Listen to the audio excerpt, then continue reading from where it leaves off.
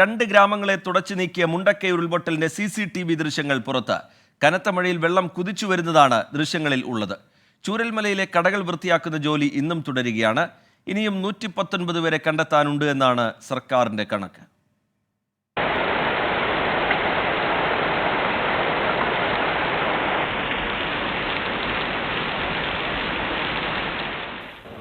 മുണ്ടക്കൈയെയും ചൂരൽമലയെയും തൂത്തെറിഞ്ഞ ഉരുൾപൊട്ടലിന്റെ ആ രാത്രിയിലെ ദൃശ്യങ്ങളാണ് പുറത്തു വന്നത്. അന്നത്തെ തോരാ മഴയടക്കം വ്യക്തം. ഇവിടുത്തെ മാഷുമാരാണ് ഇവിടുത്തെ ആ ഒരു വെള്ളാർമല എന്നുള്ള ആ ഒരു ലേബൽ നിലനിർത്തുന്നത്. അതായത് അവർ എന്താ പറയുക, മക്കൾ എന്നല്ല, അവരെ ചേർത്ത് പിടിക്കുക, രക്ഷിതാക്കളെയും കാട്ടി സ്നേഹത്തിൽ. എൻ്റെ 7 പേര് നഷ്ടപ്പെട്ടിരുന്നു. മറ്റുള്ളവരെ പുനരധിവസിപ്പിക്കണം, അവർക്ക് നഷ്ടപ്പെട്ടു പോയതെല്ലാം തിരിച്ചു കിട്ടണം, അവരുടെ ജീവൻ തിരിച്ചു കിട്ടണം. അപ്പോൾ മുമ്പത്തെ ഓർമ്മകളും ഇപ്പോഴത്തെ ഓർമ്മകളുമായി തലം ചെയ്യുമ്പോൾ സന്തോഷത്തിൽ നിന്ന് ദുഃഖത്തിലേക്ക് മാറിയ വല്ലാത്തൊരവസ്ഥയാണ് നാട്ടുകാരും ഞങ്ങളും.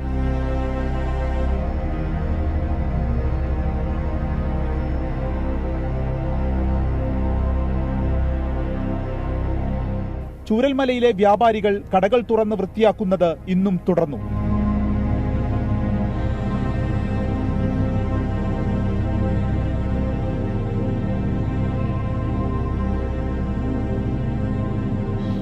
ഒന്നുമില്ല, ആരുമില്ല.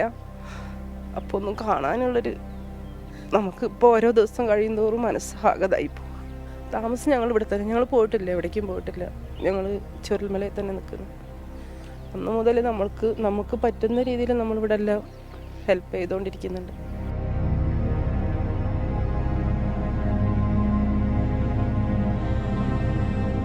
ഉരുൾ പൊട്ടുന്നില്ലതിൻ്റെ എത്ര പൊട്ടിക്കഴിഞ്ഞാലും നമുക്ക് വരുന്നതിനൊരു പരിധി ഉണ്ട്. ഇതിന് മുമ്പ് ഉരുൾപൊട്ടിയതിൻ്റെ തൊട്ട് താഴെ ഉരുൾപൊട്ടിയതിൻ്റെ സൈഡിൽ കൂടെ എത്രയോ താഴെ കൂടെയാണ് പോയത്. ഇതൊക്കെ പള്ളിക്ക് എത്രയോ മേലെ കിടക്കുന്നത്.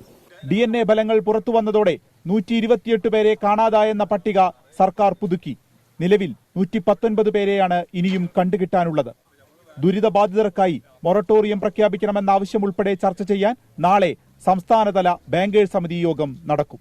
വെള്ളാർമലയിലും മുണ്ടക്കൈ സ്കൂളിലും പഠിച്ചിരുന്ന ദുരന്തബാധിതരായ വിദ്യാർത്ഥികൾക്ക് വിദ്യാഭ്യാസ വകുപ്പ് പഠന സൗകര്യം ഒരുക്കിക്കഴിഞ്ഞു. ക്യാമ്പുകളിൽ കഴിയുന്നവരെ എത്രയും വേഗം വാടക വീടുകളിലേക്ക് മാറ്റിപ്പാർപ്പിക്കാനുള്ള ശ്രമമാണ് ഇപ്പോൾ നടക്കുന്നത്. ടീം 24 വയനാട്.